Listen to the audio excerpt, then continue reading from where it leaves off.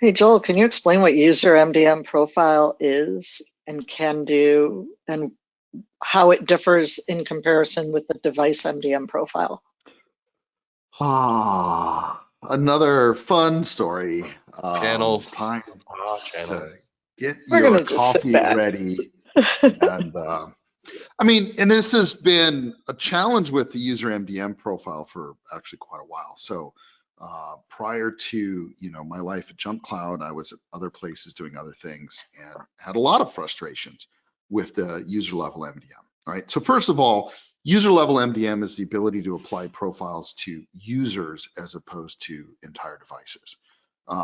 That distinction is a little blurry if you're not working in labs and you're mostly focused on laptops that only have a single account, right? At which point the concept of a user versus a device is a little bit tenuous. They're kind of one and the same. But user level, especially if you do have device or lab systems, is interesting in that you could have maybe an admin sign in and get slightly different settings than you would if you had an end user sign in. Potentially maybe a VPN change, for example. So an admin would be able to use VPN connections that would not otherwise be available to a standard user. To be able to do this, it gets complicated because Apple and how the user channel MDM is set up, the first user installed on the system gets ability to use the user channel, at least from a technical perspective. Any subsequent user to use the user channel has to actually be a domain account that is coming in from an Active Directory plugin or an LDAP connection. So you have to be coming in as a mobile account into that device, which in the year of our Lord 2023 is maybe not in a very plausible flow here. So that's where the user channel has not necessarily been heavily utilized over recent memory.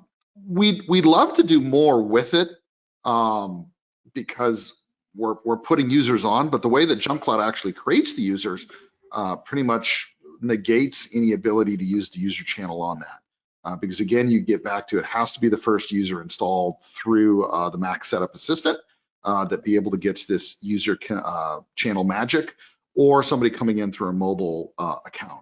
And all of those are kind of not very modern ways of managing systems and putting users on there.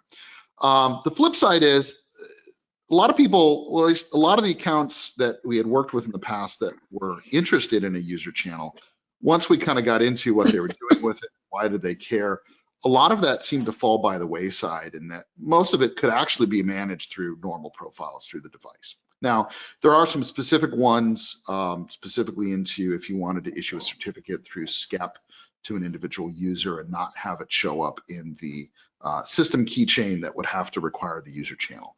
So for that, I'll hand it back over to Tom, who can clarify maybe what our thinking is on this going forward and where we'd like to go next. Right now we don't use the user channel in JumpCloud MDM. We are focused on device management. We believe that the user is largely managed through our JumpCloud processes. And, we can certainly see a future where we want to use the MDM user channel, if only because it's very helpful for delivering things like email accounts or custom VPNs or custom Wi-Fi networks with 802.1x profiles. There are circumstances where we might like to do that in the future. We're very interested in kind of watching how Apple approaches the user channel on declarative device management. And I think that if we were to implement the user channel, we would likely do it in a declarative status. We've got some things that we want to solve for first. And I think that a lot of those come down to how does a user binding really work in 2023? Because traditionally what we've done is you've had a user account on the device when you installed the JumpCloud agent, and we'll come in and take that over. The way in which we do that is a little bit like Attila the Hun takes over the bar. We show up and we smash everything and replace it with our own. Which is not a great experience in some cases. We certainly think that there's a place for a more cooperative future where there is a local user account on a device and then there's an IDP up in the cloud, like a JumpCloud, for example, who maybe have their own authentication layer to go above that. And so where we care a lot less about the local password because it's really only ever used to, unlock the Touch ID sensor, right? Like we all know, I mean, I dread the days when I have to restart my machine entirely because that means I have to type my password like some kind of animal instead of using my fingerprint and this very fancy Touch ID keyboard that I bought. Biometric authentication is a much more trustworthy way of handling authentication as opposed to a credential which I might get phished or a password that I might write down on a Post-it note and leave on the underside of my keyboard. I'm not saying I do that. I'm saying I know a lot of people that do. And so, we think about those kind of, authentication mechanisms to handle these kind of things in the future. And there's a lot more of an interesting future here. Not to mention, we look at our colleagues at, Microsoft, and, they're obviously focused on and Apple for that matter, with passkeys, are focused on a passwordless future where it's all, entangled certificates built in hardware secure enclaves or TPMs, and biometric access to those things. That's a future I want to live in, as opposed to one where we squash passwords. Mm-hmm. So, yep. That's which is why we kind of brought up, passkeys early on, as that's a great example of, some of the newer, flows coming out that can be very, very user friendly. Unfortunately, passkeys are not overly management friendly, and don't work with a lot of the password managers, right? Which is some of the bigger frustrations. Yeah. We can put money on whether that's going to work in Safari or not. What LastPass is doing in Chrome, which is their kind of only option. So I think LastPass has some public betas on this right now, which is cool. It's great to see people doing that. Google's actually announced public support for being able to give password managers, I think, deeper hooks into either Chrome or your Android key store, which is where you actually use this.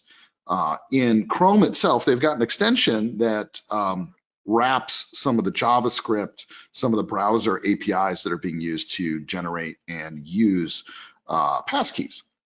And there's goods and bads to that. The good is that you get password manager support with them, I guess. And if you really like LastPass and some of those other things, they work. It's fantastic. The bad is, Apple has explicitly prevented you from doing that in Safari.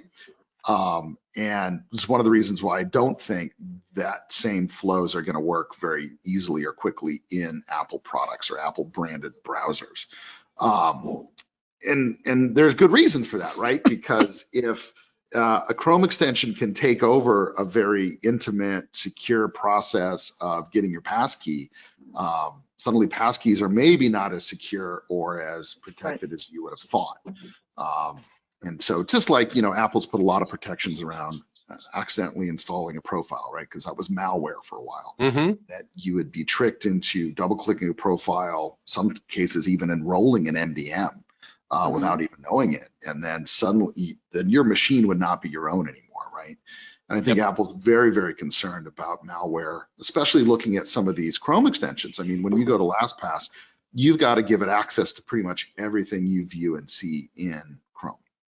And part of that is because it's putting in passwords for all of your pages.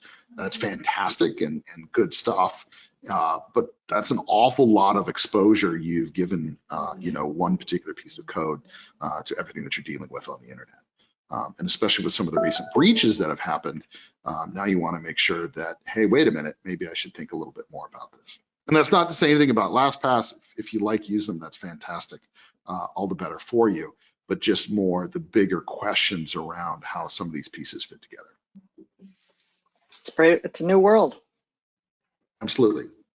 New world. Please subscribe and check out more content from us.